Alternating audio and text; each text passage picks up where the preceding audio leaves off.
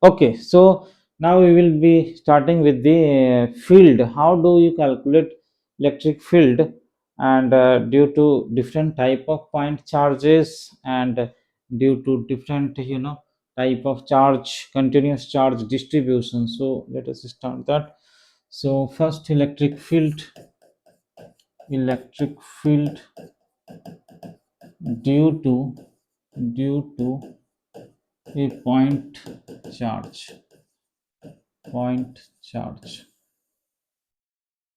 first. So suppose if there is a point charge, let us say a point charge is there q, and you want to find field here. So if you want to find a field at some distance from this charge, then what you do, you have to keep some test charge, right? So that is the idea, that you have to keep a small test charge. This is called test charge, and this is the source charge. Okay, and this distance is r. You can write this as a vector also, because from the source charge, this is the position of the test charge, or this is the position where you want to calculate the field. So basic idea is that you will be calculating the force here, how much force is acting on this. So force is equal to k q, capital Q, right, by r square. Okay, that's the force. And then you have to take force per unit test charge, keeping in view that limit this small q tends to 0. So this is what is called field, right? This is field, and this becomes k capital Q by r square. If you want to write this as a vector, you can also write this as vector k cube by r square, and you can define a unit vector in this direction. So unit vector, if you multiply, then this is what is field. Okay, so field is a vector quantity just like force, right?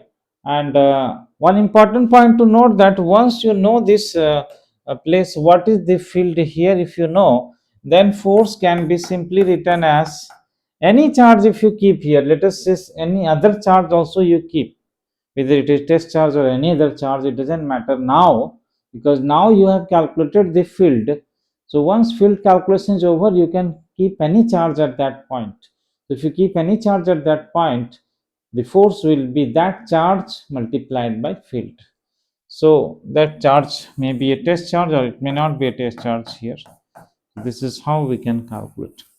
And here note that if the charge which you are keeping is a positive charge, then it will go in the direction of field, and if it is a negative charge, it will go opposite of field, because charge is multiplied by the field. So the sign of the charge will affect the direction, right? So this point we can note. If this is, let us say, field field line concept we have seen. So this is the field direction, represent field line. So if you keep a charge here and it's a positive charge, this will be moving in this direction, or it will experience a force. Motion may not be that direction, but force must be there. So the force must be in the direction of field direction here. Field direction is along the tangent, right? So this tangent direction represent field, right? So force is in the same direction. But suppose if the charge is negative, okay, let us say the field is like this, field lines are like this, and if the charge is negative, a negative charge you keep here. So what will happen, this negative charge will experience a force opposite of field. It will experience a force opposite of field. So q into e, formula will be q into e, but the direction of this force will be opposite. You can put with sign plus minus, but here I am expressing the magnitude, but direction I am showing as vector, right? So the magnitude of force is q into it, but it is opposite of that. So that is the important thing. This is important concept. We can do that. Okay. Now, once you can calculate the field due to a single point charge, then what about the calculation of field due to many other point charges? That is the superposition. So this superposition concept is also important. Let us also see this superposition concept. So second thing we can take that field due to due to system of charges, system of charges, system of charges. So we can have many charges, many charges can be present, q1, q2, q3, at different points they are present. And if you want to calculate field here at this point, so what you need to do is you need to look at these distances r1, r2, r3, like that. Okay, r1, r2, r3, the distance of the point from these charges, these are like source charges now. So this entire system is like a source. Now you can calculate the field due to this entire system. So you need to calculate the field due to each of these charges. Let us say each of these are positive, so e1, e2, right, e3, like this field will be acting. So the net field is nothing but the vector sum of e1 plus e2 plus e3, vector sum. Okay, like that we can apply. Many charges can be there, but not all these are point charges. So due to all these point charges, we will calculate field, which is the resultant vector. Okay, so vector addition is an important thing which we have to do here. Vector addition, we should be clear about that. Okay, this is all. Then next, so this is called superposition. This is called superposition principle. Superposition, superposition principle.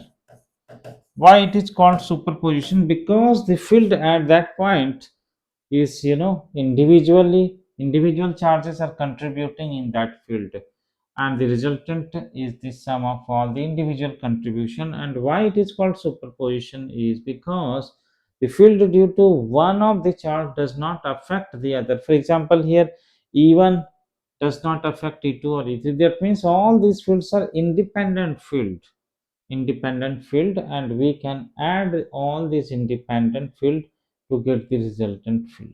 Okay, that's his superposition. Then let us take different type of now contribute continuous charge distribution. But I think before we go into continuous charge distribution, we can first work out some example questions on this also. Single point charges are there is a system of dipoles, that also we can complete here itself before we go to the continuous distribution of charges, right? So let us take up first type of questions that are coming. So suppose model questions we'll discuss on this model problems. Model problems. So suppose that there is a two charge. One charge is Q1, another charge is Q2. Q1, Q2. And they will ask you sometime to find out where the field is 0. The total field due to each of these charges should be 0, or that is called neutral point. So neutral point is a point where the net field is 0. Here there are 2 point charges, so due to this the net field is 0 at some points. So where the net field can be 0, so there can be cases. So first case you take that, case 1 you take that similar charges. Similar charges, both are similar charges, both are either positive or both are negative. So if they are similar charges, we can try to do the calculation. So definitely if you keep any test charge anywhere you try to keep, what will happen? Both will apply forces where it can cancel out. So if you keep anywhere, both the forces factor will add up, but only when you keep in between somewhere. Let us say total distance is d, and somewhere in between you are keeping a test charge. Let us say small q test charge. So this distance you can take as x, and this distance will be d minus x. So this test charge which you are keeping here, this test charge is in equilibrium, so net force is 0, so net field is 0, right? Or field due to individual charges are cancelling out. Okay, so field due to first charge, let us say they are positive. So field due to the first charge. So then in that case you don't have to keep this test charge. Okay, leave the test charge, you are just writing the field due to each of them. So field due to first one is E1 and field due to second one is E2. Okay, both the fields are there and both the fields are cancelling out, means they are equal and opposite. They are equal and opposite. So let us write that E1 is equal to E2. Magnitude wise I am writing for neutral point. For neutral point. For neutral point. Now calculate E1. E1 is K. E1 is due to Q1, K Q1 by x square, and this is K Q2 by d minus x whole square. Now try to solve it. So Q2 by Q1 you can bring one side, and this become d minus x by x whole square. Now take square root. What do you get now? So root under Q2 by Q1 is equal to d minus x by x, which become d by x minus 1, right? Then we can solve it. So d by x becomes 1 plus root under q2 by q1. So x becomes d divided by 1 plus root under q2 by q1.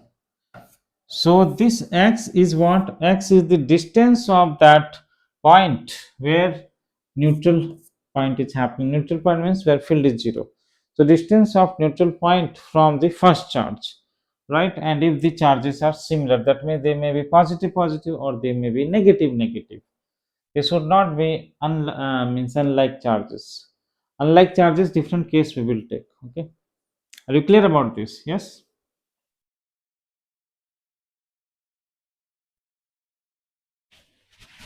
Any doubt in this?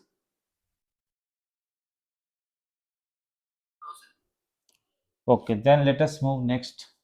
What is the second case? Let us take second case where they are opposite charges. Case 2, opposite charges. Opposite charges. Now let us take, this is Q1 plus Q1, another will be minus Q2. They are opposite. So Q1, Q2 is magnitude, plus minus is indicating the sign of that. Okay. And let us say that this is the line joining them.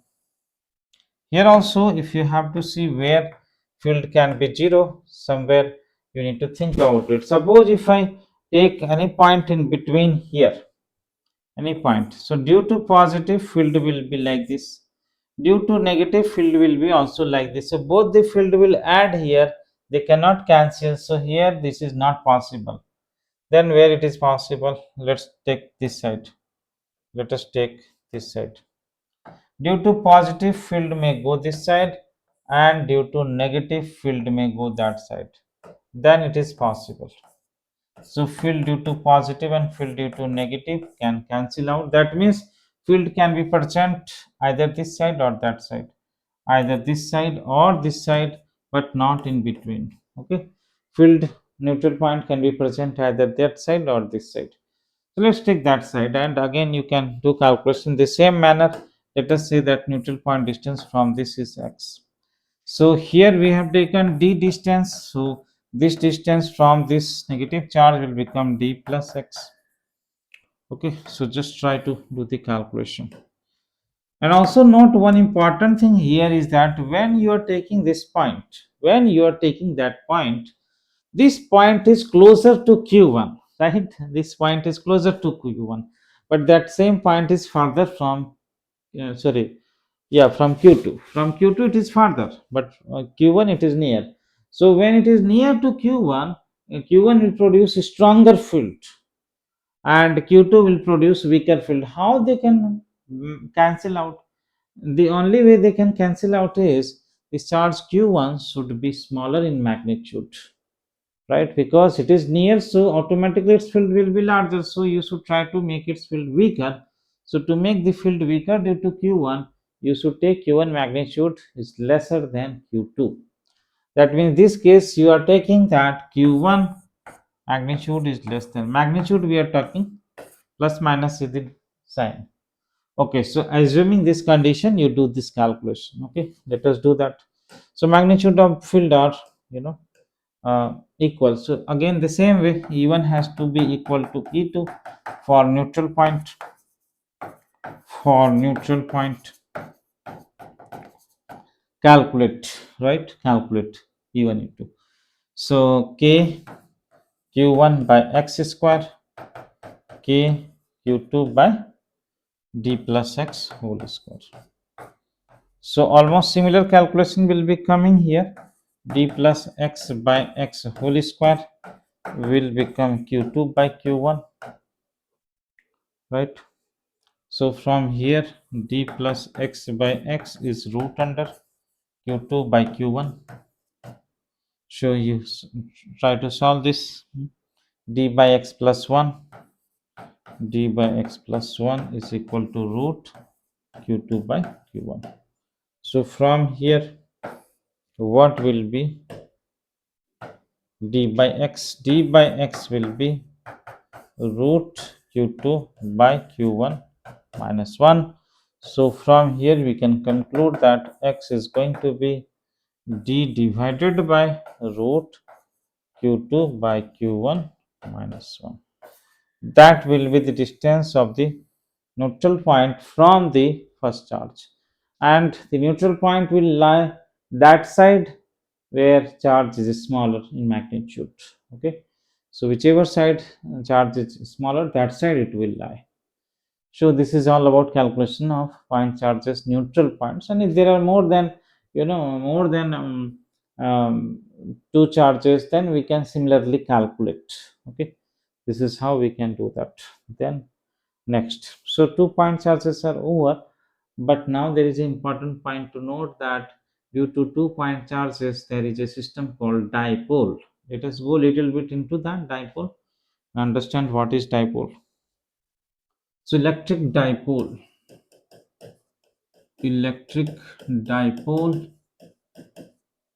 a system of equal and opposite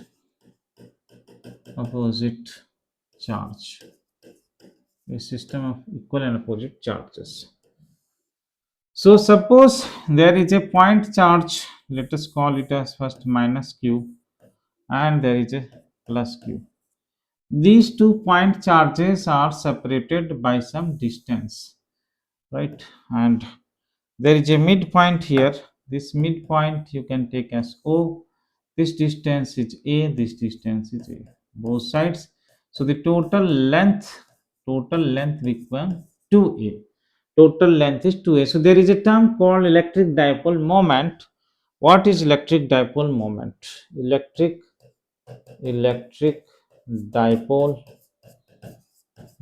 moment. Electric dipole moment is a vector quantity which is denoted by p vector, and it is equal to the charge into length.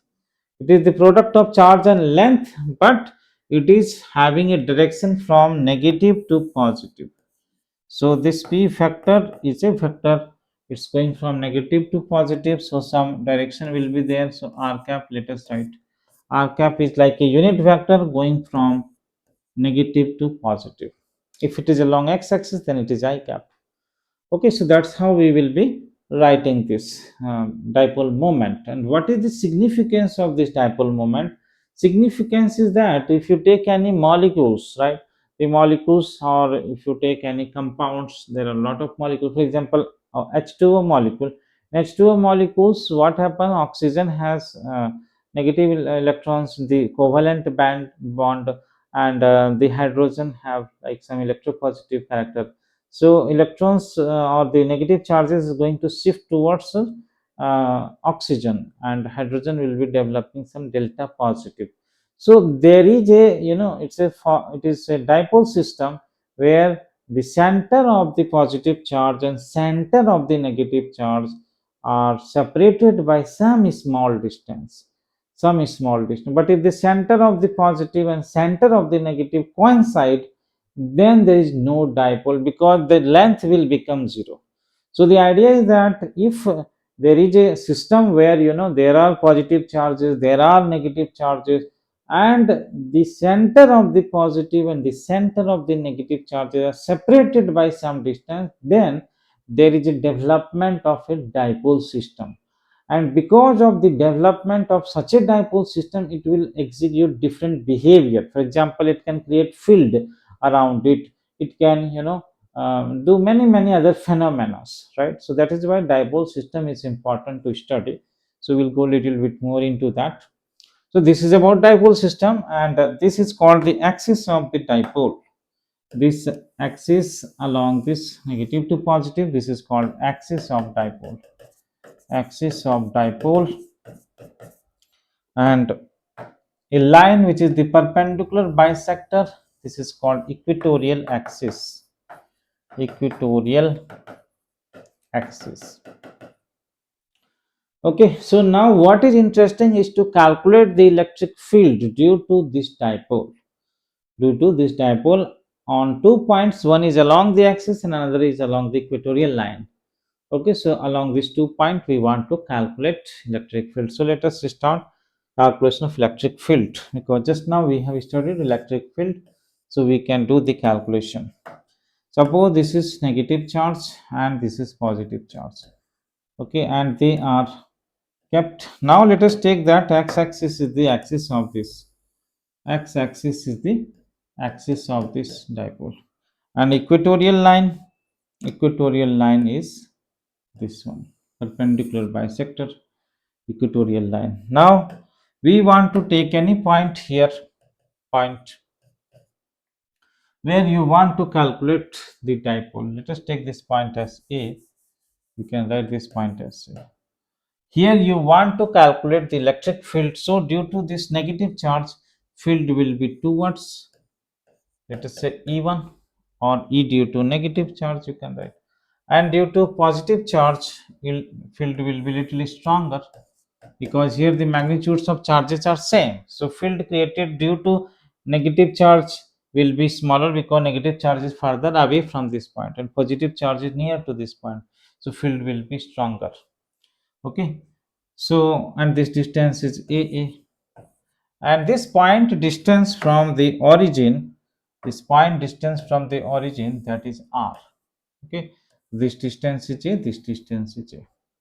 So this distance, positive charge from this point, this distance become R minus A, and distance of the negative charge from this point will become R plus A. Now let us calculate the field. So field we want to calculate here. So field at the axial point will be field due to positive charge minus field due to negative charge, because field due to positive is larger than negative. Okay, so then you calculate, write the formula. K magnitude we have to write, k q by this distance is how much, r minus a, k q by r minus a whole square minus k q by r plus a whole square. Try to simplify this, take k q common. So 1 by r minus a whole square minus 1 by r plus a whole square. Okay, so try to do this calculation. Try to do this calculation. So kq, take common, take LCM. So r minus a whole square, r plus a whole square. Then a plus b square minus a minus b square. So 2ab terms will remain. So 2ab, 4ab terms will remain. 4ra will remain. So now we can write field due to axial will be, I can write this is 2k 2k q into 2a. Can we write it like this? Into r divided by, this can be taken as r square minus a square whole square. Now note here that this dipole moment that we are writing, this dipole moment is the charge into length, which can also be written as 2a. Length is 2a. So charge into 2a, this term has become dipole moment, charge into 2a. So axial field can be written as, also in vector form we can write. So 2k, q into 2 is p, and p also can be written as vector form, r divided by r square minus a square whole square. Now this formula which we have got it, this is important formula because this gives us the axial field due to the dipole. Okay, axial field, and also note that it is in the direction of, this field is in the direction of the dipole. Dipole is going along the positive x-axis, field is also going along the positive x-axis. Okay, similarly we can calculate the field due to the equatorial point. So any point on equator you take like this and try to calculate field. So here you need to see this distance, right? You need to see this distance. Let us take this angle as theta, and similarly you need to see the distance. This is also angle theta. So these distances will become how much?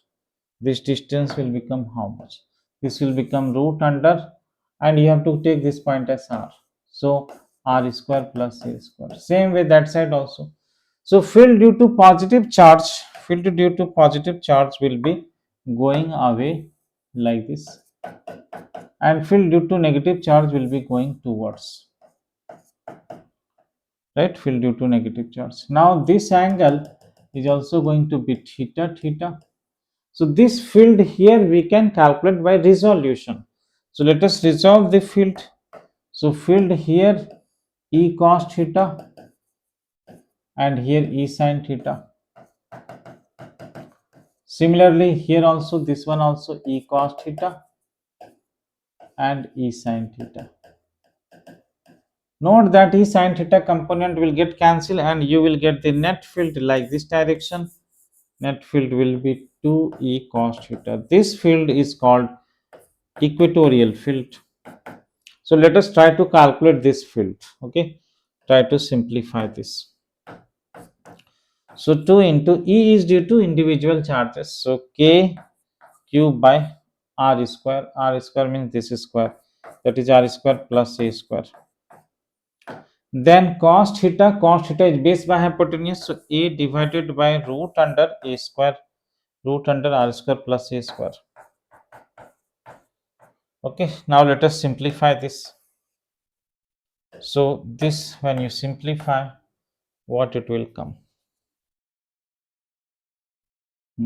K q into 2a can be separated, and this will be written as r square plus a square power 3 by 2. Okay, and this can be written as p, k into p by r square plus a square power 3 by 2. But note one thing, that the direction is opposite. So if you want, you can put a minus sign here itself. If you want in terms of vector, that means if you want in terms of vector, you can put it. Okay, vector, you are doing all the vector calculation. So minus, so p you have to write now as vector. So what are we getting here from? We are getting an important result. What is that? That field due to equatorial point, field due to equatorial point, at equatorial point is minus kp vector by r square plus a square power 3 by 2, right? This is the field at equatorial point. This is in terms of vectors. Are you clear about this result? Yes. Okay, now we will make an approximation for short dipole. Short dipole. So for short dipole,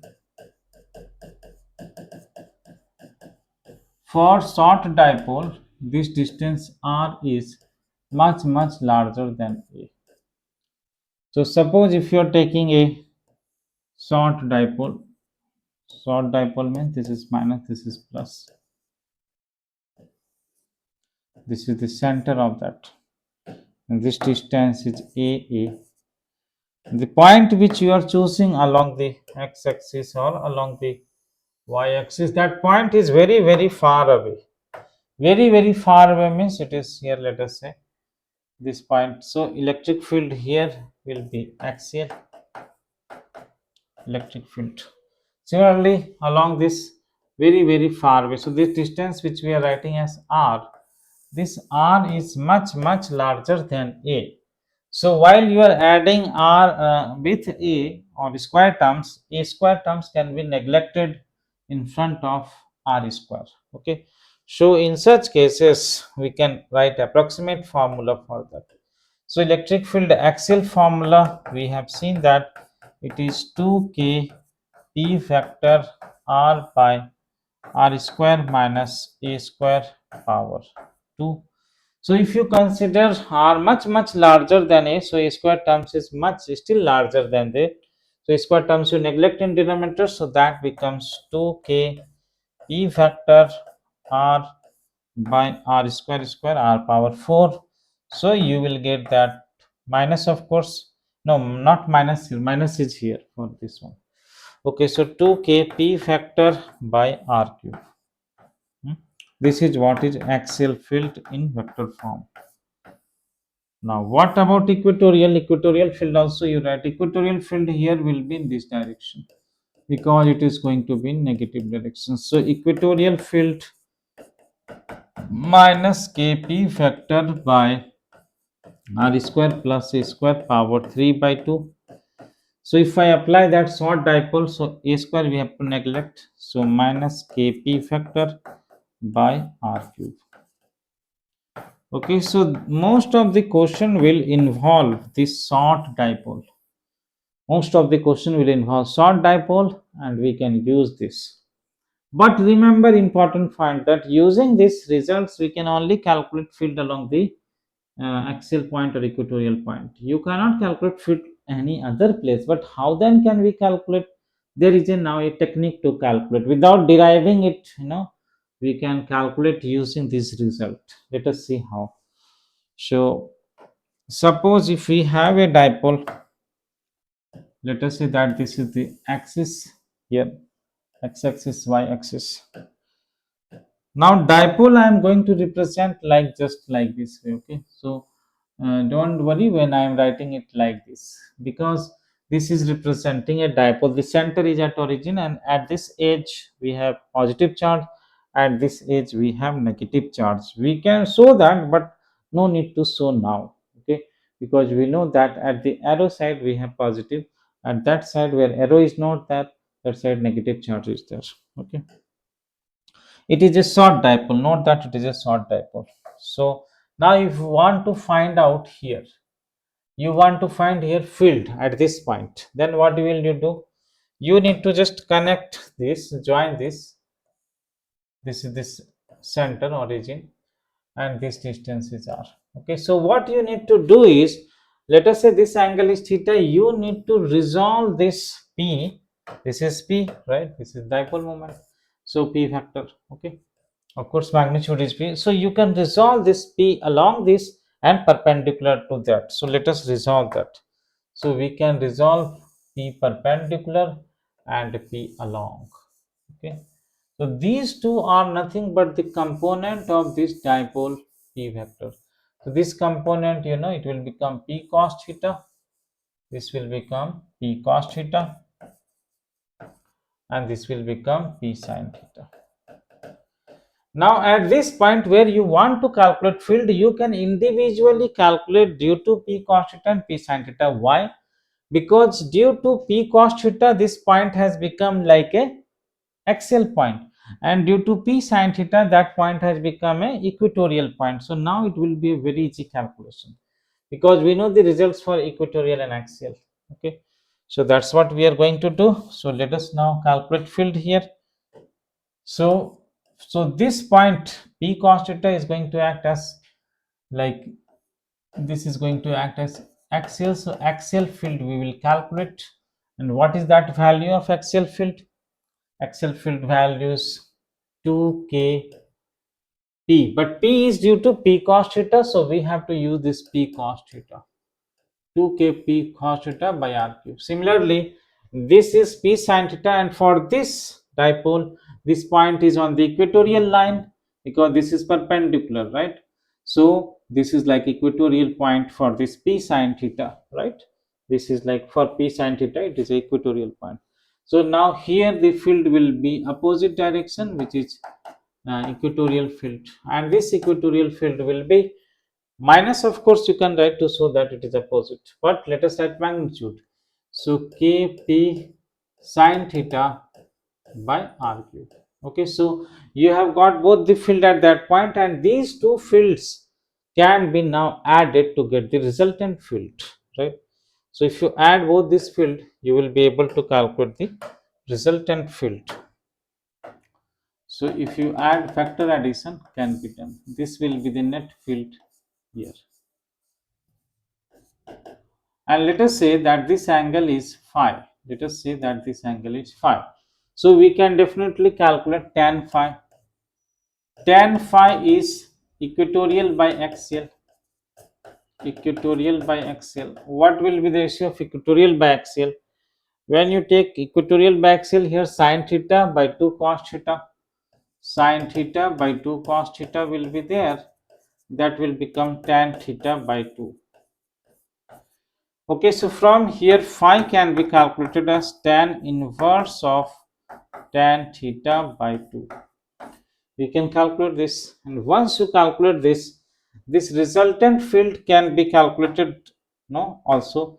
So resultant field will be what? Because these two are 90-degree, so resultant field E is root under E axial square plus E equatorial square.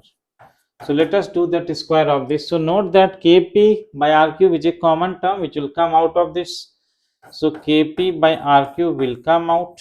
You will have root under, here it is 2 cos theta square means 4 cos square theta, and that becomes sin square theta.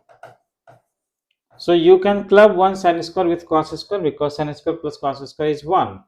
So then we can write this net field as kp by r cube root under 1 plus 3 cos square theta. This is the magnitude, this is the magnitude of the resultant field at that point. But what about direction? Direction means direction from x-axis. So you know the direction from this line, right? You know the direction from this line, and this line itself has a angle from x-axis which is theta. So the actual direction of this field will be phi plus theta, right? Because this is making phi and this is making theta. So phi plus theta. So this electric field which you are getting, it will be making an angle of phi plus theta, right? And what is phi? Phi we have calculated. So this angle is tan inverse tan theta by 2 plus theta. So this angle is the angle made by the resultant electric field vector at that point with the x-axis. Are you clear about this? Yes. Okay, so this is all about the electric field due to dipole, but later afterwards also potential concept will come, potential is there also, we'll see more about it. Okay, right. And also there is one important thing that how will a dipole behave in external field, that also let us see behavior of dipole in external field. So first case, let us take uniform field.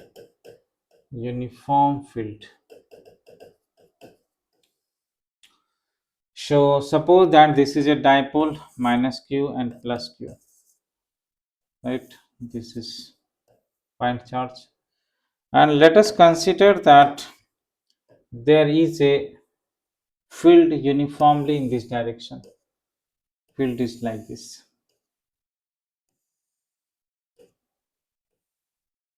Uniform field is there. Electric field vector horizontal. So right now this dipole moment in this direction, dipole moment vector is in this direction, horizontal. So if you try to calculate forces, it will be 0. Why? Because if you calculate the force on this positive charge, it will go in the direction of field. So Q into E will be the force. Negative charge will experience opposite. So Q into E. So both the forces are equal and opposite, so they will cancel out. Definitely net force is going to be 0. Net force is going to be 0. Net force. Net force is going to be 0. 0 is also a vector called null vector. You can write that. Okay. So net force is 0 because these two equal forces are opposite, no, cancel out. But what about torque?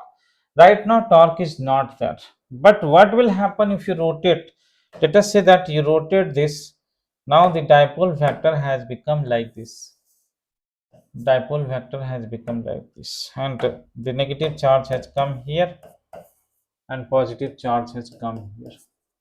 So in this case, what will happen now? Now on the positive charge, force will be like this, and negative charge force will be like this. Same amount of force, it is not a different force. Same amount of force. QE is acting like this way, and QE is also acting like this way. But still the force is 0. Net force is 0 because they are equal and opposite. But only thing is that torque will now not 0 because you have given some angle here theta, right? So what will be the torque here now? Torque. Torque is force into perpendicular distance. So you want to calculate about 2. So what is this perpendicular distance? You find out. This is A. This is A cos theta. This is A sin theta.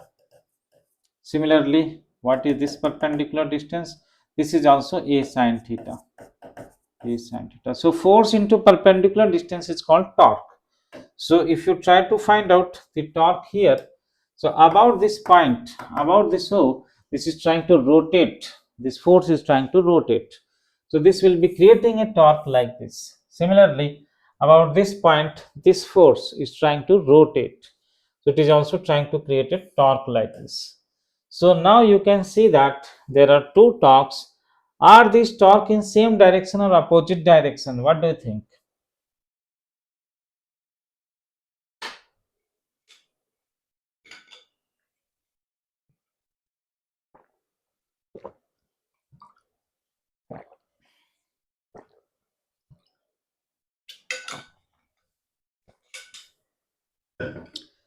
These torques are in same direction or opposite direction? Yes, Chatresh.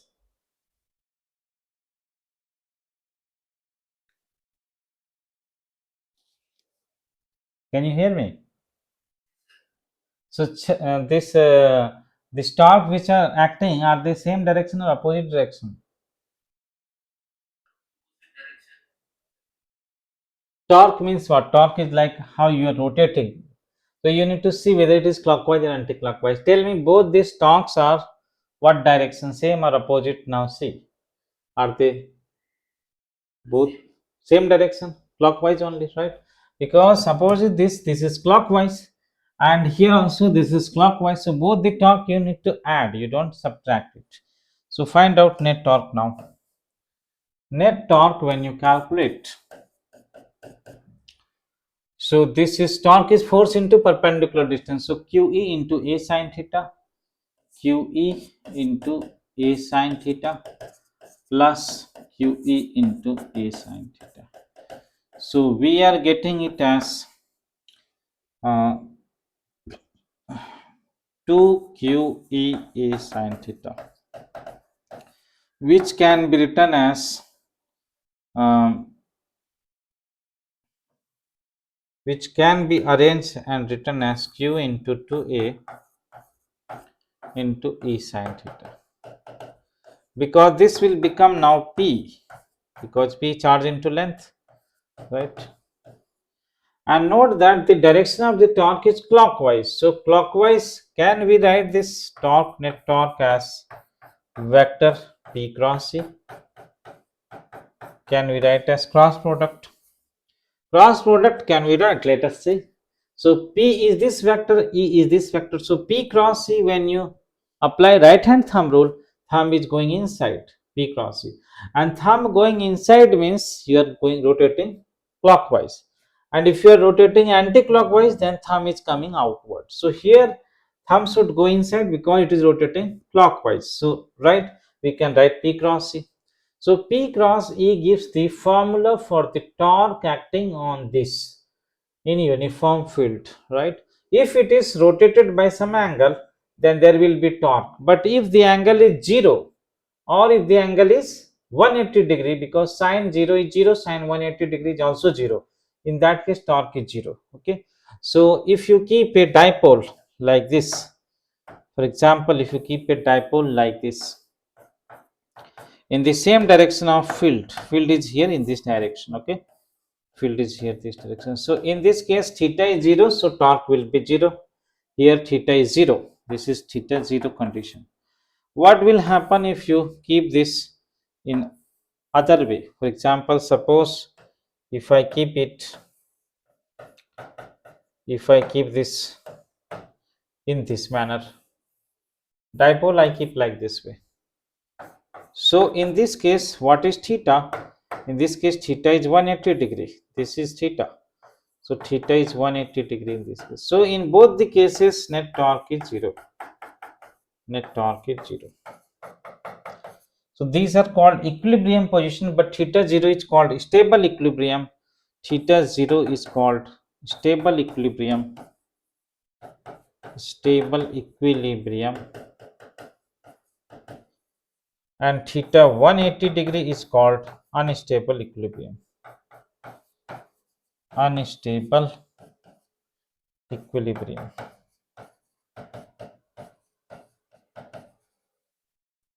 Okay, that's what it is. So more about this dipole you will be studying when you will study energy, because stable means it has minimum potential energy and unstable means it has maximum potential energy, right?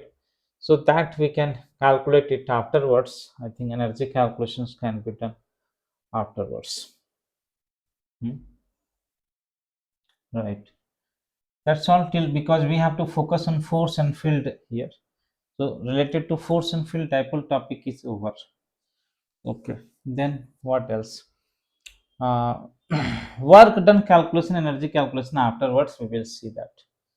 Then let us go to now charge, again, different type of charge configuration. So point charges over, dipole over, right? Then what else? Hmm? Then we can see different continuous charge distribution, write down important results of that, then problem solving we can do. Okay, so let us go for continuous charge distribution. Continuous charge distribution.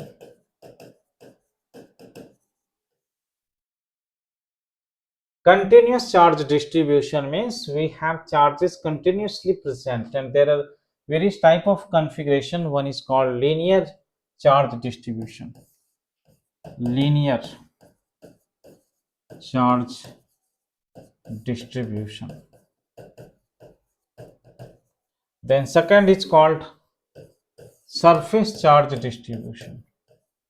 Surface charge distribution. And third is called volume charge distribution. Volume charge distribution. So we can have different type of charge distribution. So what is meant by linear charge distribution?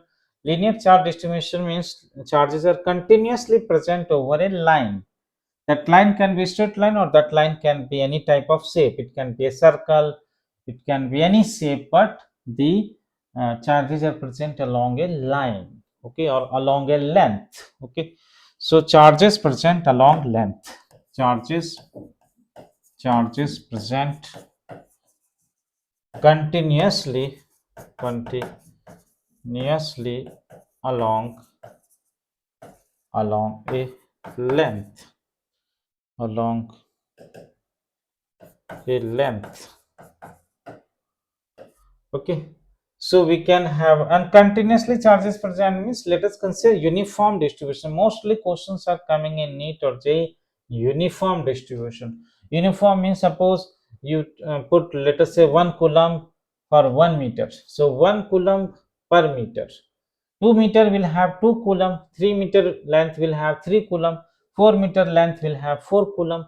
So per meter, per unit length, that charge is called linear charge density. So you can say, you can define here, right? You will be able to define here charge density. Charge density, like for example, if you consider like this, okay? So here charges are distributed over this line, or charges can be distributed over a arc, like this. Arc can be complete arc also, but I'm just taking example. Okay, so here charges are total charges q. Okay, suppose you will take a small length you take, either it's a here or here, whichever type of system it is, you will cut a small length dl, and that small length dl will have some charge dq. We'll tell that the charge present here is dq. Okay, small length has a charge dq. So the ratio dq by dl is called lambda. Dq by dl is called lambda, and lambda is defined as linear charge density. Linear charge density. Okay, so dq by dl is called linear charge density. This is called charge per unit length. Charge divided by length, or total charge divided by total length, right? If this distribution is uniform, means charge per unit. If you cut 1 unit length here, that same charge will be there. Anywhere you take 1 unit length, same charge will be there. Then it is uniform charge distribution. That means lambda should be constant. So if lambda is constant, that is called uniform charge distribution. Okay. If lambda is constant, then it is called uniform charge distribution. Uniform charge distribution. Okay. Similarly, what about the surface charge distribution? Surface charge distribution means charge is distributed over an area. Charge is distributed over an area. So area can be like a disk or any surface, any plane surface. Now plane surface again can be a flat surface, or plane surface can be a curved surface, right? Plane surface doesn't mean it has to be a plane or like a flat. Here it means a surface. Surface can be plane or flat, or surface can be curved like a spherical surface, or any other form of irregular surface can be. Okay, so surface charge distribution means charge is distributed over a surface. Now you can try to draw some surface. Suppose I draw a flat surface or a plane surface like this. Some, like for example, a square plate, or for example a disc also I can take, right? Or I can take a spherical cell like this. This is a surface. Okay, so on this surface the charges are present. Charges can be present over it, right? Here also charges can be present on this surface. So when charges are present over a surface, and you can take a small area which you can write as dA, this will have some charge dq. Here also you can cut a small area, that area is dA, and that will have a charge dq. So in such cases you will be writing that charge per unit area dq by dA, that is defined as sigma.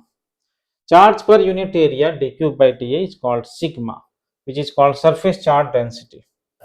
This is called surface charge density. Surface charge density. That means per unit area how much charge is there. Suppose you cut here unit area, here unit area, here unit area, different places you cut unit area, and see how much charge is there. If all the charges are equal everywhere, then it is uniform constant, right? So sigma will come as constant. So if sigma is coming as constant, that means it's a uniformly distributed charge. Sigma is constant means it's uniform charge distribution. Uniform charge distribution. But if sigma is not constant, then it's a non-uniform distribution. What about the volume charge distribution? Volume also, let us see. In case of volume charge distribution, what happens? In volume charge distribution, we'll have charge distributed over a volume. So that means charge is distributed over volume. Charge is distributed over a volume. Over a volume. So let us consider some volume distribution like a cube, cuboid, anything you can take. Sphere, like let us take a sphere like this. So here charges are present, entire volume it is present, right? So in that case, what you will do? You will take a small volume of this, small volume dV, and in this small volume we have charge dq. So we define dq by dV as rho. This term is called volume charge density. Volume charge density. And if this volume charge density is constant, let us say rho is constant, then this is uniform distribution. So if this is constant means it is uniform distribution of charges are there. Uniform charge distribution.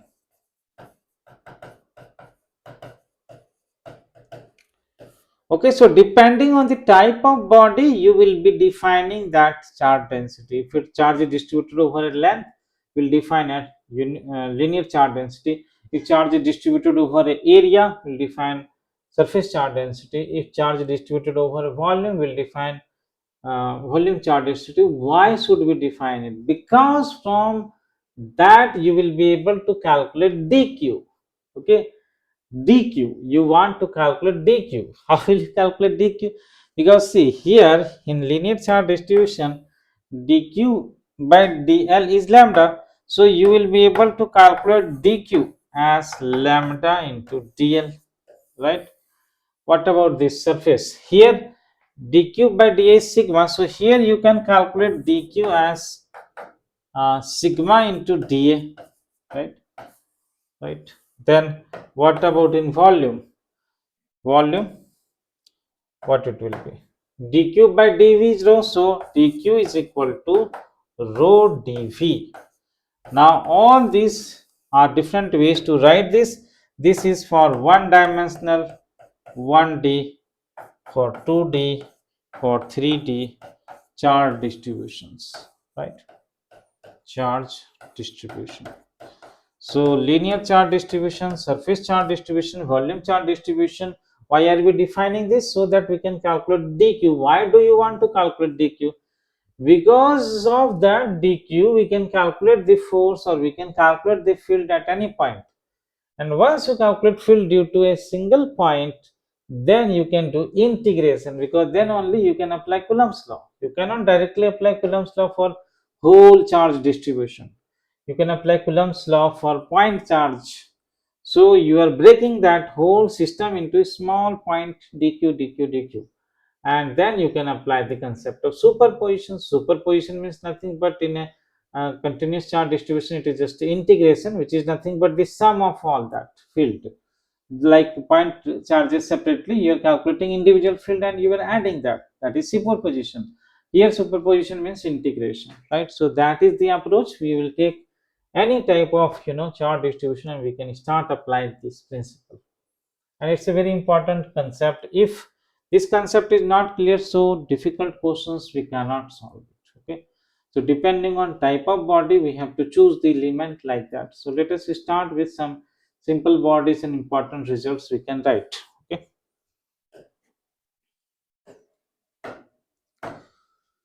So let us take some results on electric field. Suppose if we have a rod like this or a wire and it has some charges. Okay, total charge, total length is, let us say, L. Total charge may be Q. And there is a point, small q, which is at a distance of A. And they are asking find the force between the wire and this point charge. Find the force on Q due to the wire. How do you calculate? Try this.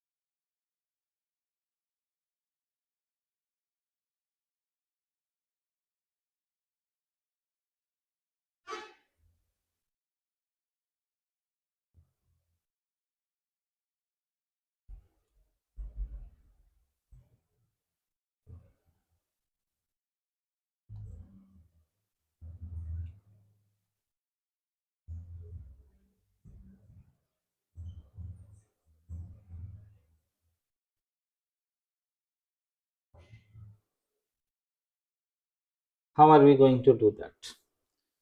What is the approach?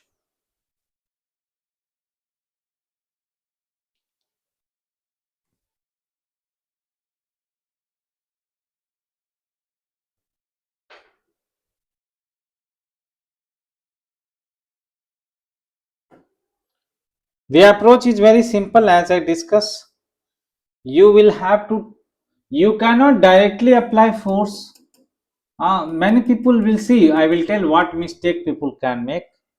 They may think that the entire charge of the rod is concentrated at the point, like a point mass. And when they assume that, they are going to be wrong. Why?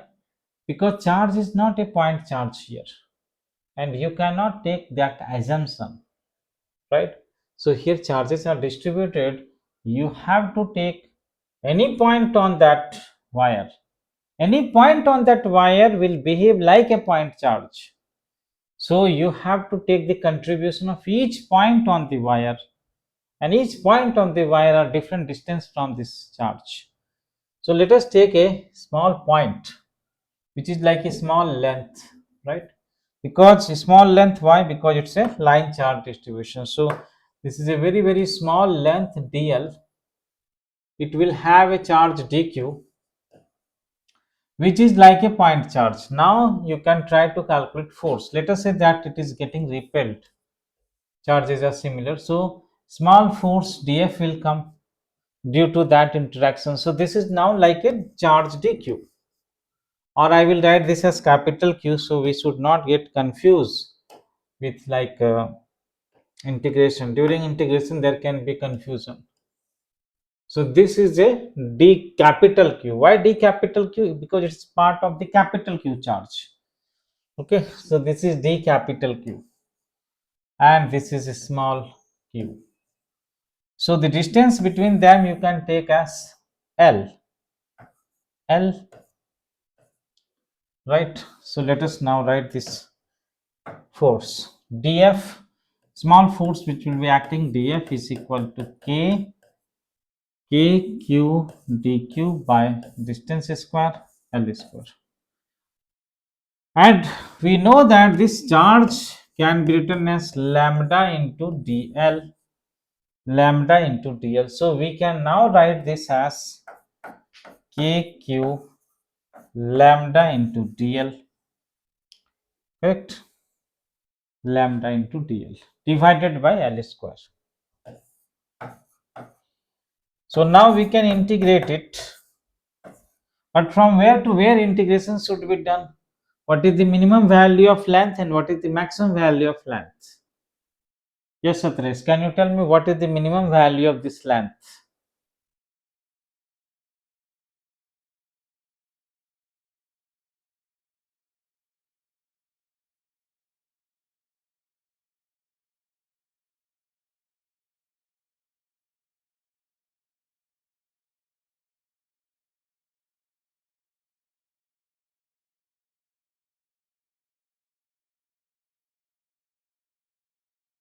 Hmm? Minimum value means what? So you are cutting this element everywhere, right? You are cutting this element everywhere. So the minimum length will come here. Similarly, you are cutting here, the length is increasing, increasing, increasing. When it comes here, that is the maximum length. So this is the minimum length, that is maximum length. Okay. So minimum length is A, maximum length is L plus, right? That's what it is. So in limit of integration, you have to put like that, A to L plus A. This will be the total force, and then you calculate this constant terms comes out, K Q lambda comes out 1 by L square, integration is minus 1 by L. It is going from A to L plus A. Now substitute the limit and calculate. So F become equal to KQ lambda minus 1 by L plus A minus minus plus 1 by A. So take LCM, L plus A into A minus A plus L plus A. So A get cancelled, A get cancelled. So we get KQ lambda L by A into L plus A. Now also note that lambda into L is the total charge on the body, because lambda is charge per unit length and total length of the wire is L. So lambda into total length is total charge. So the force, net force or total force comes out as KQ capital Q by A into L plus A. If the charges are similar, then repulsion will be there. If the charges are opposite, so attraction will be there. So this is what is the force. Clear?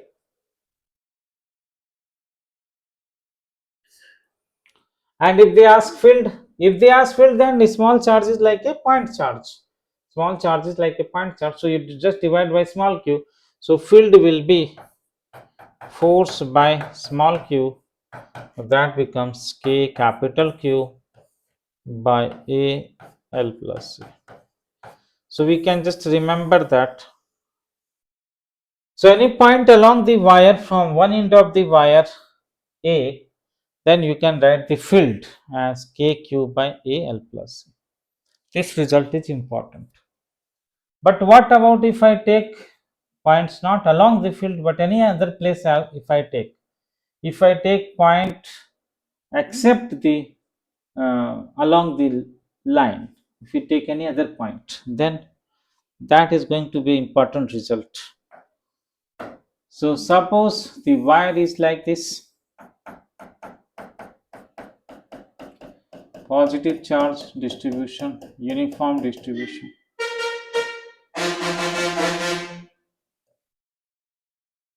Let us consider any point here at a distance of d, perpendicular distance, right? So this point is at some distance away from this, it is not on the wire, and the wire has a finite length. This has a finite length AB. Now you want to find out field here. So to find out field here, again you have to do the same process. You will have to cut a small length here, small length. This is small length. You can also join that. You can join this. You can take this as a small r. But note that this angle you can take as theta, but because it will have length, so this will be forming a very small angle d theta here. Okay, so this small thickness will be subtending an angle d theta there. Okay, now due to this you want to calculate field, you can extend this. So the field will be going in this direction. This will be the field, and this angle is same angle theta. So what will be this field? This field is k, and what is the charge here? This length is very small length. You may write this as dy, and this is like origin. So this position is y. So this dy will have a charge dq. So this dq will be lambda into dy. Okay, so electric field, let us write a small electric field. Small electric field will be kq kdq by r square. This is the field, and this field can have two components. One will be along x-axis, one will be along y-axis. Right. So y-axis component will be dE sin theta, x-axis component will be dE cos theta. And we can calculate and integrate each component separately. Why? Because they have two components. Any vector will have two components in two dimensions. So individually you need to calculate and then integrate it. Okay. So let us try to find out x component by integrating this dE cos theta. First of all, dE, let us little bit simplify. dq is lambda dy r square dy. Now how to write dy? This is a very important trick that you have to understand. dy, I will draw this diagram separately here. This length is dy basically, and this angle is d theta basically. Now here, when you drop a perpendicular here, this will be like arc length. Now also note that this angle theta is going to be the same as this angle theta. This you have to understand. Why? Because this is the angle between this line. Because suppose this line is horizontal line and this line is a radial line, right? Radial line. So angle between horizontal and radial line is same as angle between tangent and vertical. Yes, because angle between two lines is same as angle between their normals. So that is why this is theta, this is also theta.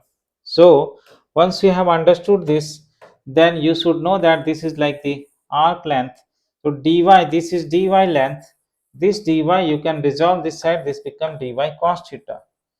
And this dy cos theta is arc length in this.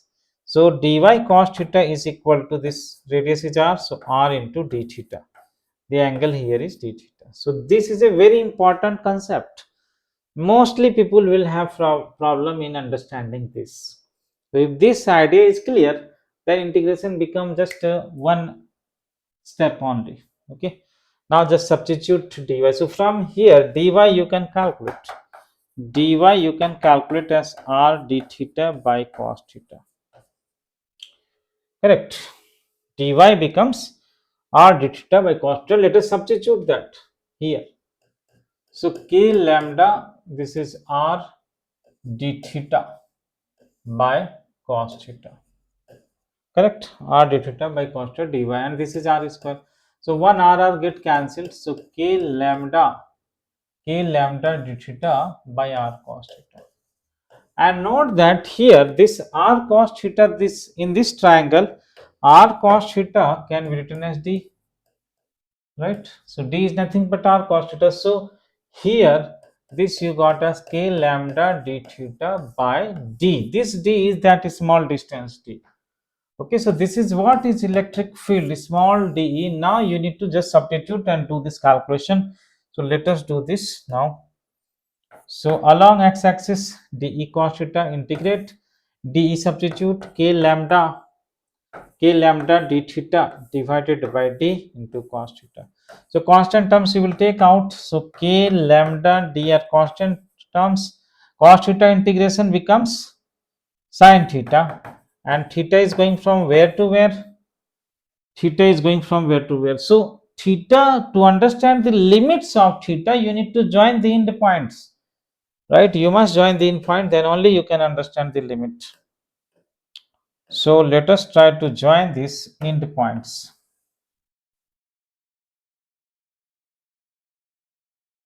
And this side the end point.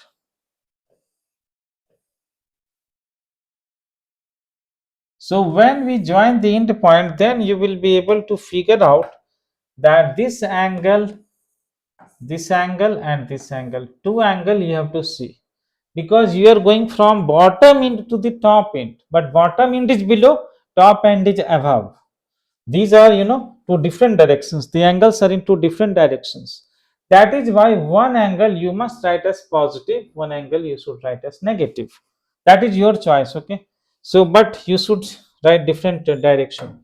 Suppose if I write this angle, okay, this angle I write as alpha, value I am writing as alpha, and this angle I take as beta. Okay, if I take these angles as alpha beta, so remember theta 1 you can write as minus alpha, and theta 2 you can write as plus beta.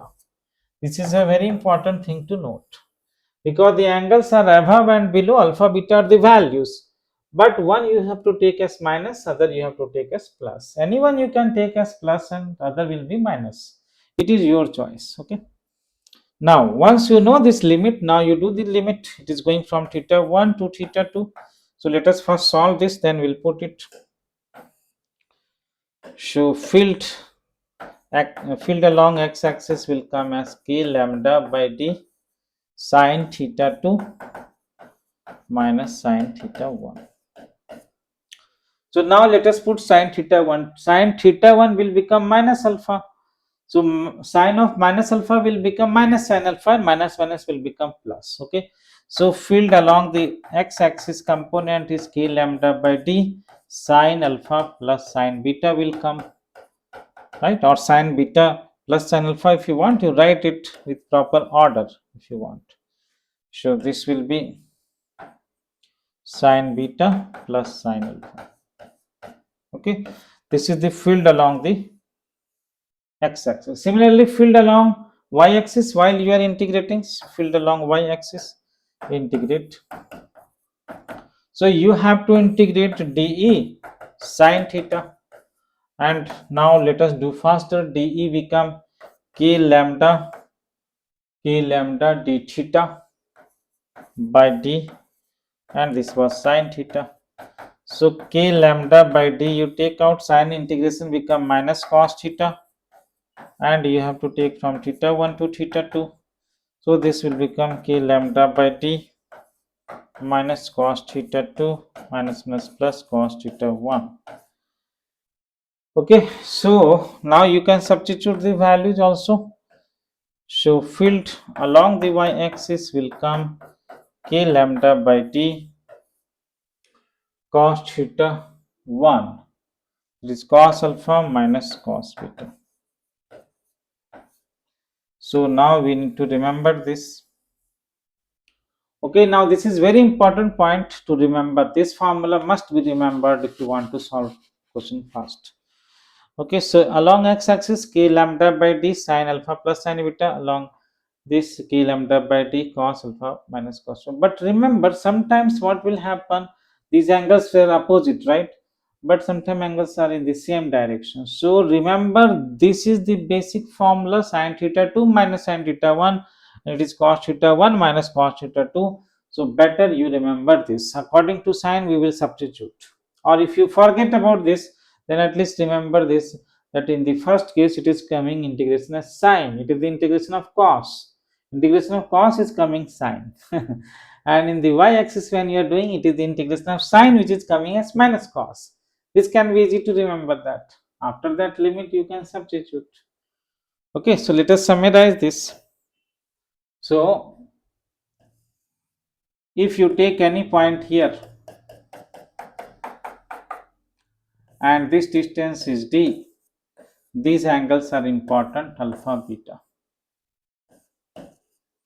Okay, so here electric field will have two components. One will be along x-axis, another will be along y-axis. X-axis component will be k lambda by d sine alpha plus sine beta here.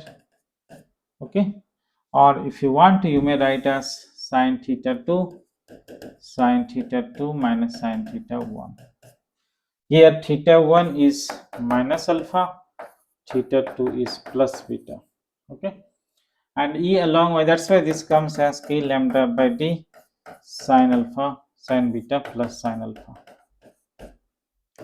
Similarly, field along the y-axis comes as k lambda by d, integration sine become minus cos, it become cos theta 1 minus cos theta 2. Okay, which will come here as k lambda by d cos theta 1 is alpha, so cos alpha minus cos beta. Okay, this is what. Now because these are two resultant field along xy, so resultant field can be calculated here, and this angle is, let us say, phi, that phi also we can calculate. So what will be net field? Net field will be root under ex square plus ey square. That we can definitely do it, right? If you definitely do it, how much it will come? Try this. Square of this. So k lambda by d will come out here. K lambda by d will come out, root under square add. So sine square cos square will become 1, sine square cos square will become 1 plus 1, 2 will definitely come. 2 will definitely come. Then 2 times sine alpha sine beta will come, and there minus 2 times cos alpha cos beta will come. What will come from here? If you simplify, k lambda by d under root 2 plus 2 can be taken common. Cos A cos B minus sin A sin B, minus you take common here, that will become better. So 2 minus 2 if you take, so cos A cos B minus sin A sin B is cos alpha plus beta. Cos alpha plus beta. Right? Correct. Cos alpha plus beta. Cos A cos B minus sin A. And then also if I take 2 further common, if I take 2, then it will become 1 minus cos alpha plus beta. What this formula will give? Something interesting is coming. What is that? K lambda by d under root 1 minus cos theta. 1 minus cos theta is written as 2 sin square theta by 2. So 2 sin square theta by 2 means here alpha plus beta by 2. Oh, then it is coming a very nice result. Okay, what is that result? So 2 factor will come, 2 k lambda by d sine alpha plus beta by 2. Then it is a very good result. We can remember this and immediately we can solve questions. Neat questions, particularly within few seconds we can solve if you know this. Right? This formula is a simplified version of that. Okay. Also note that we are also interested in calculating tan phi. So tan phi is Ey by Ex. And when you do Ey by Ex, what do you get? Ey is cos alpha minus cos beta divided by sin alpha plus sin beta. So we can remember this formula. Fastly we can solve problems. Okay. So this is all about linear charge distribution, particularly for a rod. Rod charge, you can do all these calculations. Are you clear?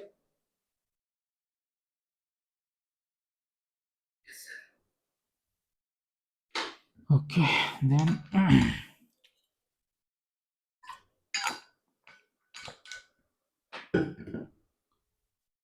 then let us go for ring chart distributions. Second case, we will take ring. Ring, before taking ring, you can take first an arc. Arc. So suppose if you take an arc like this, it's positively charged, let us say. Now due to this arc, at the center we want to calculate. So this distance, this is the radius r. Here you want to calculate the field. So again the process is same. You have to divide it into small element. And before doing all this calculation, you can write this as x-axis and write this as y-axis. Note that y-axis is the symmetric axis. So field will lie only along the symmetric axis. So due to this point charge, small charge dq, right? So here field will be there. Here field will be there dE. This length is again dl length, which will have a charge dq, which is lambda into dl. Total charge you can take as q. Okay. And total length angle made by this arc, total angle subtended by arc can be theta.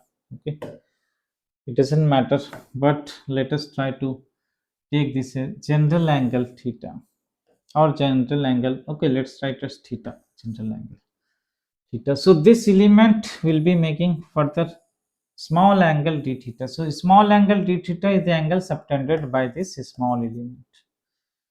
Okay.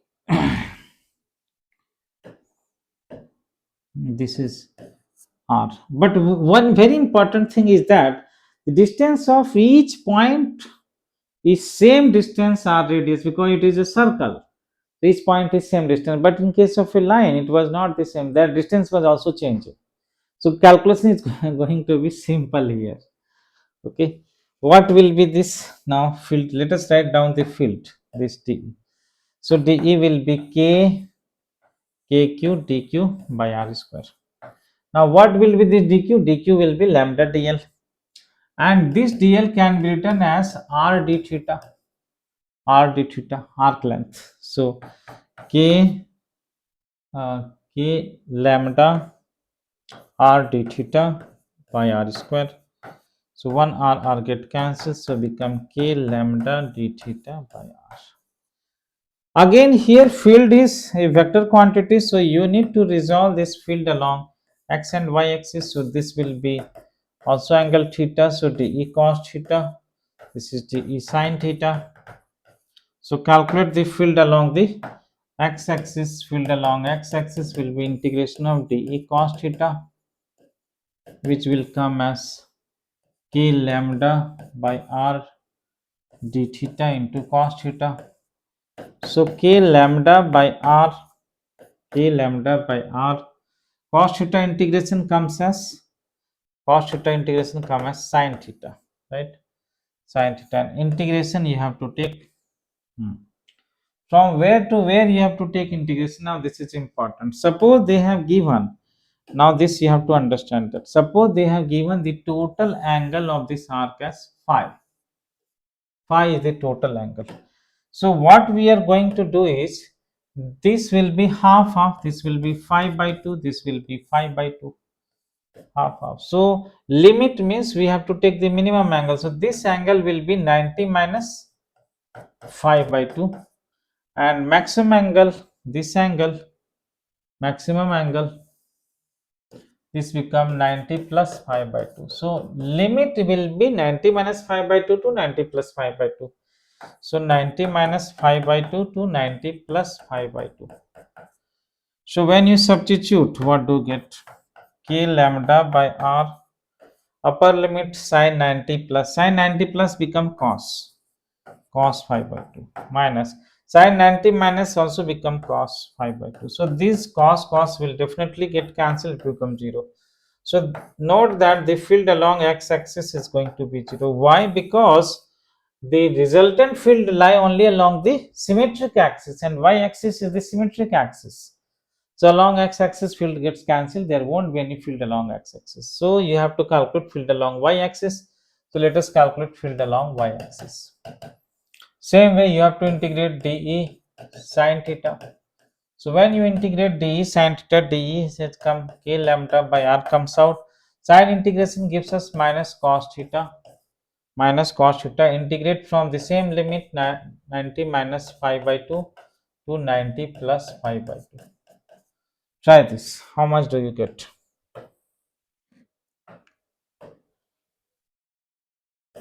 K lambda by r minus cos 90 plus cos 90 plus becomes minus sine, minus 1 is plus, it will be, so sine 5 by 2 minus 1 is plus, also cos 90 minus theta is sine 5 by 2. So you are getting an important result as 2k lambda by r sine 5 by 2. Now I will tell you a trick to remember that trick we need to understand. Okay, so if you are taking a chart distribution like this, okay, like this, we have taken a chart distribution, plus plus plus or minus minus, and at the center we have to remember that, let us say that this total angle is phi or theta, whatever it is, okay, phi, let us say total angle phi. So we should know that field will only lie along the y-axis. If it is a positive charge, field will be going away like this.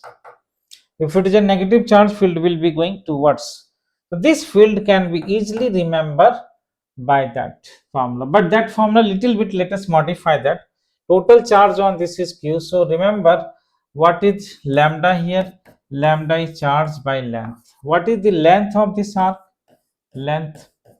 This length can be written as r into this angle phi. Okay, this is what we are going to substitute there in that formula, then it will be easy to remember. So the field along the y-axis will be 2k by r, lambda you substitute is q by r into phi sine phi by 2. So this can be written as kq by r square into sine 5 by 2 by 5 by 2. This will be easy to remember.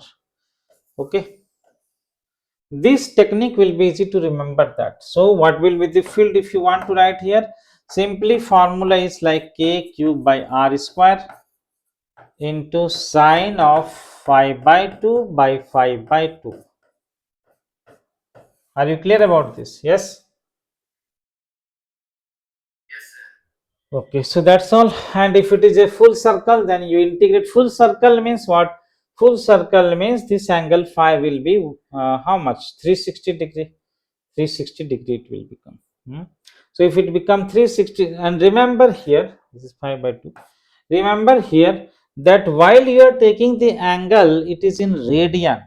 So if angle is without sine or cos, that you have to put definitely as radian. But if angle is inside the sine cos, there it doesn't matter, because sine 30 degree is same as sine pi by 6. Pi by 6 is 30 degree. Whether you write sine pi by 6 or whether you write sine 30 degree, doesn't matter. But simply you have to write angle as theta, you must write as radian pi by 6. You should not write 30 degree, because here calculations of angles are in radian.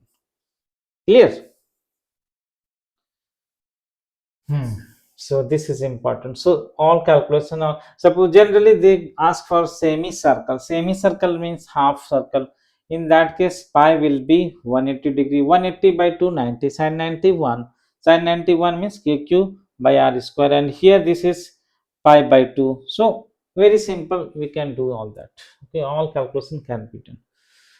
Right. Then what about on the axis of a ring? On the axis of a ring also you can derive. Now I am just going to write all the important results, because few derivations we have seen, and similar way we have to do the derivations. Okay, definitely for your board exam it will be important to do all the derivations, because in the board exam 5 marks question they can ask any kind of derivation. Okay, so let us write the results now. In the same way you can derive it.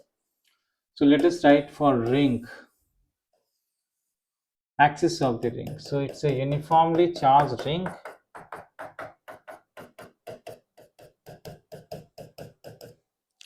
and on the axis of this ring, on the axis of a ring at a distance of x, this radius is r. So here the field will be going like this. After you cut a small element and try to do this all integration exactly in the same manner, it will come. Remember, all the point charges will produce dE, and dE cos theta you have to do. This vertical component will get cancelled, only horizontal component will remain. After you integrate, you will get this answer. E is equal to k q x by r square plus x square power 3 by 2. Okay, so total charge is q, this radius is r. Like that it will come, we should remember. And field at this center, field at the center of the ring is going to be 0, because x is 0, so it will be 0. Also here note that if x is much larger than r, then in the denominator we can neglect r, then it will become kqx by r cube. Okay, because square will get cancelled, so we should remember if you neglect it.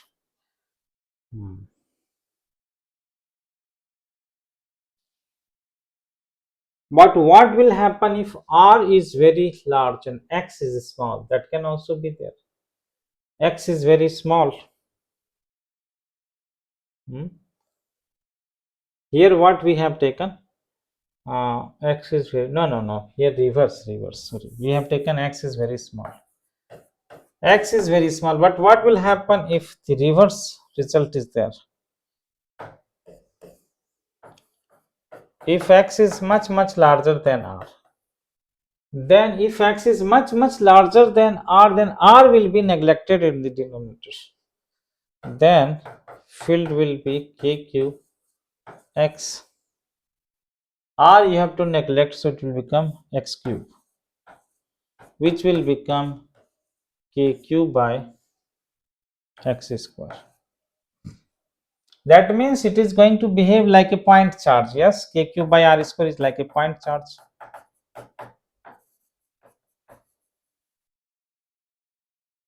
Okay, so if you consider a point very far away, then you can consider that this whole ring is like a point charge, because I told now, if the like a star is very far away, that star is looking like a point only. So any type of charge distribution, if it is very far away, that whole system behaves like a point charge. Okay, that we can note. Okay, so this is about the ring. Then let us go about the disk, circular disk. Circular disk. If I take a circular disk where charges are distributed everywhere, and on the axis, again this is the axis of disk, this is center of the disk, radius of the disk is r. Suppose sigma is the charge density. So any point if you take here, field will be again along this direction. Field will be along this direction, and what will be this field? This field will be given as sigma by 2 epsilon naught 1 minus x divided by root under r square plus x square. This we need to remember. Okay, this distance of the point is x from here. Then what else? Next is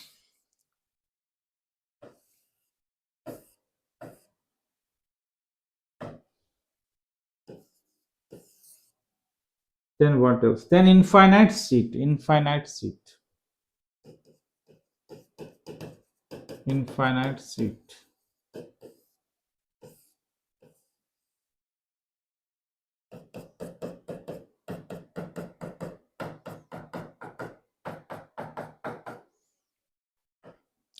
Infinite means it is very big size sheet.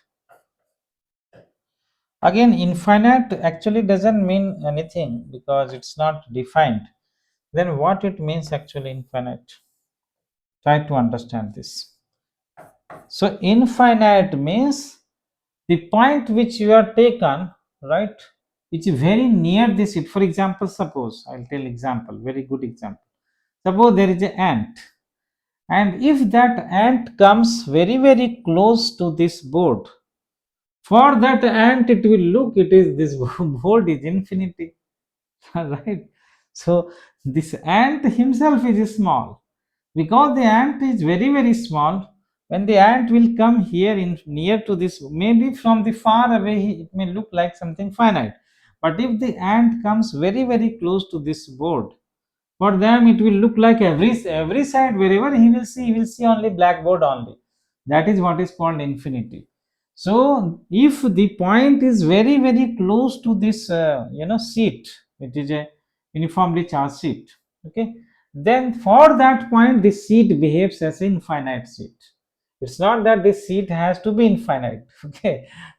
So for point very close to the sheet behaves like a infinite sheet. Okay.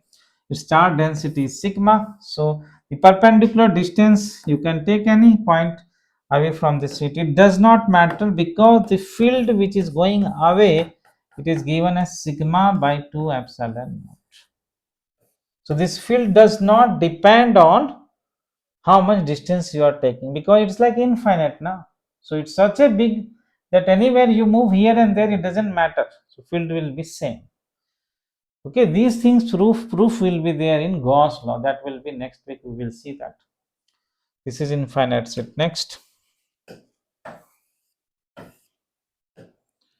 Next is solid conductor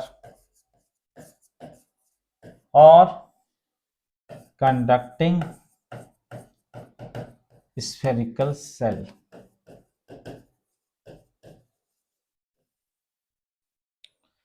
Suppose if you take a solid conductor means it is solid or it is a cell. Why are we telling it like that? Because if it is a solid conductor, is a conductor, so wherever you put the charge, it will come only at this and the surface. Remember, charge will only reside on the surface. So whether it is a cell or whether it is a conducting sphere, it doesn't matter, charge will only reside on the surface. So if charge is on surface, then this is the center, and let us say some charge is there, q charge is there, radius is r. So here you can choose some points which are inside at a distance r, or some points which are outside at a distance of r. Right? So we can write the results for inside and outside points. So for r less than capital R, for inside points field is going to be 0, and for point outside points field is going to be like point charge k cube by r square. So we should note this result. Now what about field at this surface when r is equal to capital R at this surface?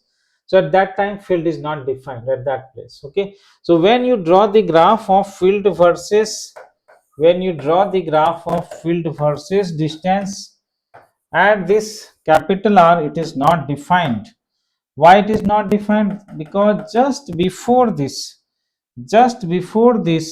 field is going to be 0, and just after this field is going to be like this. So field is not defined at that place. If it is little bit away from the surface, right, then it will be small r, you can write as capital R, k cube by capital R square you can write, but on the surface you cannot define it. Okay, on the surface you cannot define it. Because left hand limit, right hand limit, they are not the same.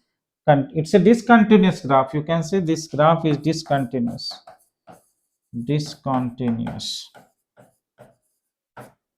Okay, there is a discontinuity at r is at distance at the surface, you can say small r is equal to capital R, discontinuity is there. Okay, next point number 5. What about insulating sphere? Solid sphere, but it is an insulator. So we should note that when you take a solid sphere but it is an insulator, so charge can remain inside also. Charge will not be only on the surface. That means it is a volume distribution of charge, volume charge distribution.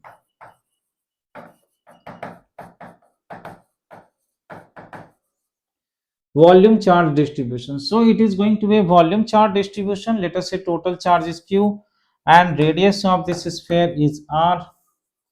Again here same story, you have to decide for points inside or for points outside.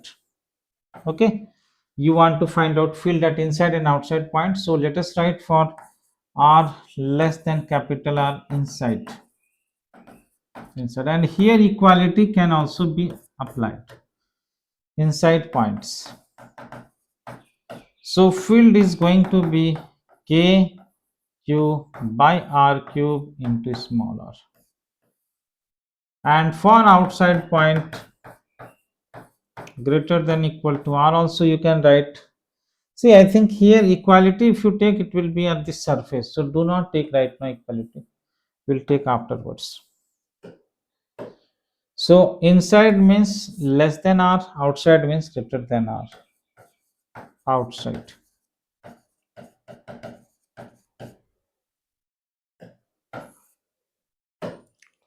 What will be field? KQ by R square. And then what about R? R equal to capital R.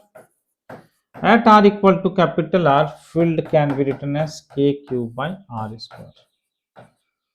Okay, so that means here at the surface field is same as field inside outside. If you apply here, so that means equality will hold true, because if you apply equality you will get the same thing, capital R will cancel, KQ by capital R square. Here also R equal to capital R, it will also come same. That means this graph is continuous graph, but note that this is a straight line graph and this is a non-linear graph. You can try to plot this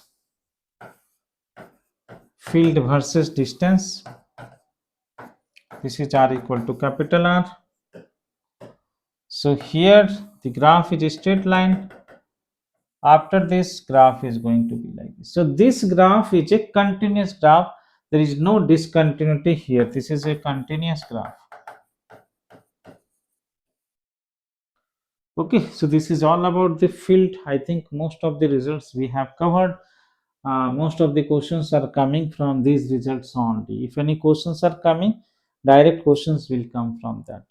Beside that, if any other type of configuration come, then you need to derive it. Okay, you need to derive. So if you want to remember some other standard result, you have to solve lot of questions, and from that experience you can record those results.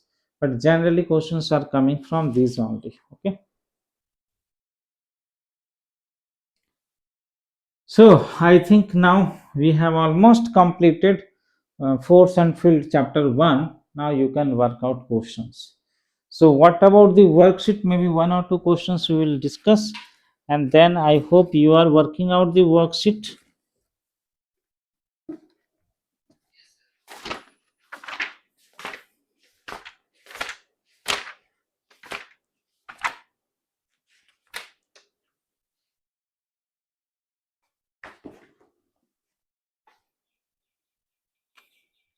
So last class question, two questions we solved from first worksheet. Let us try question number 3.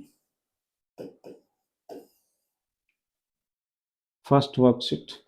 Given are 4 arrangement of 3 fixed point charges. All the charges of same magnitude q,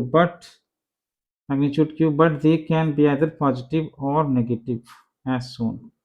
In each arrangement, a point P has been identified. A test charge Q is placed at that point. Charges and point P all lie on a straight line. The distances between adjacent atom either between two charges or between charge point are same. Three fixed point charges are there. So they have given in the options. Let us first draw.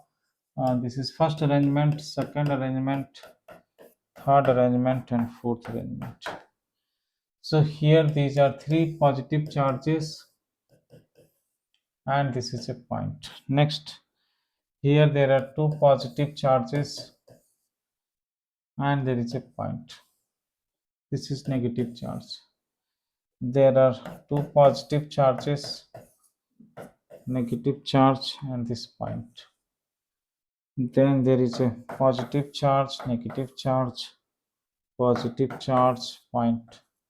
This point is P, where you are going to keep a positive test charge plus Q. Plus Q test charge, you have to keep it. Okay.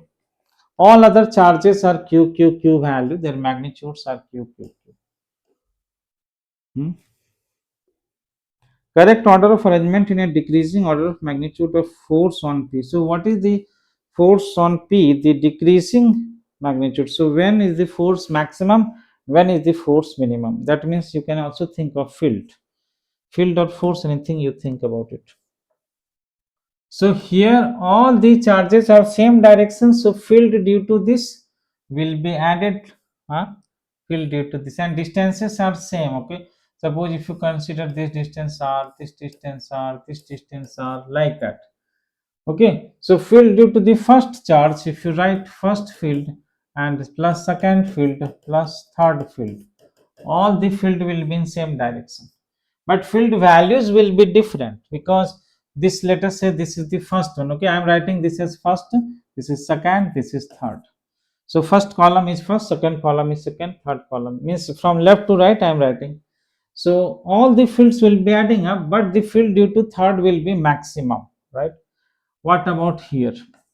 Here this is first, second, and third. So field due to first and second will be in the same direction, so E1 plus E2, and field due to third direction will be this way. Which way? No. Sorry, field will go towards the negative now. So same again, same thing. But here the two charges are very close by nearby RR, and the third charge, this distance is R. So I think the sum is the sum total, but the field will be larger because two charges are nearby. Two charges are nearby. Here only one charge is nearby. So nearby charges will produce stronger field, but because two charges are nearby, so this field will be definitely larger than the first case. Right. What about this? Here field, this is 1, 2, 3. So field due to 1, field due to 2 will be same direction, but the third field will be this way, so you have to subtract this field. Okay, and what about this? Here 1, 2, 3. So field due to 1 will be positive, same direction, 2 you have to subtract, and third you have to add. Good question. This is a very good conceptual question. It is not a calculation is not needed. Conceptual question, very good conceptual question. So which field will be highest? Which field be highest? So both are addition. Here they are subtracting, so this field is going to be smaller. But out of first and second, this field will be highest because two charges are nearby. So look at the option. Second must be highest. So out of A and C, you need to choose A and C. Then first comes, now you need to compare between these two. So while you are comparing between these two, you check what happens. This negative charge you are subtracting. So this negative charge which you are subtracting is lying nearby, and here negative charge which you are subtracting, that is lying further away, and this charge you are adding. So out of this, how can we compare it? I think it will be better to write it here. Okay. So try to write this. The field due to first one will be KQ. I will take KQ common, and this distance R. So r means 3r. So 1 by 3r square means 9r square. For second one it will be r 2r. So 1 by 4r square, and you are subtracting due to negative charge, so 1 by r square. This you have to compare here with this kq by, here you are subtracting this one, so 1 by 9r square will be there, and you are subtracting the second term 1 by 4r square plus 1 by r square. Now tell me, out of this which can be bigger? So first is greater than second, sorry, second is greater than first. But what about this arrangement? Third and fourth, which one will be? Can you guess out? 1 by r square also you can take common, right? 9 into 4, 36 will be LCM. 36 will be LCM, so 4 plus 9. 4 plus 9 is 13. 13. 13 minus 36 will come, I think. Correct? 13 minus 36 will come. What about this? So 13 minus 36 will come. 13 minus 36 will come for this one. What about this? Here it will be 4. 4 minus 9 plus 36. 4 minus 9 minus 5 plus 36 minus 5, 31. This will be the largest, right? So out of this, when you are comparing, you got this, that fourth one must be larger. Fourth one must be larger than this. Definitely we know that. Fourth one is larger. This we know. So that means you will go with the third option, option C. Clear? Yes. Very good questions are there. Very fundamental questions. Okay. So I think now you can work out all this problem. Some questions which may related to any other topic you may left it, but I think in this chapter worksheet this is force and field only. Potential will be other chapter. So you can definitely work out all the questions on this. You may take time, but it doesn't matter. You must understand and work out all problems, and we will discuss questions also, right? So then we'll see in the next class. So I will also give you the link for the test paper, so you can write it. Maybe today you can write one test. Okay. Okay, then bye bye.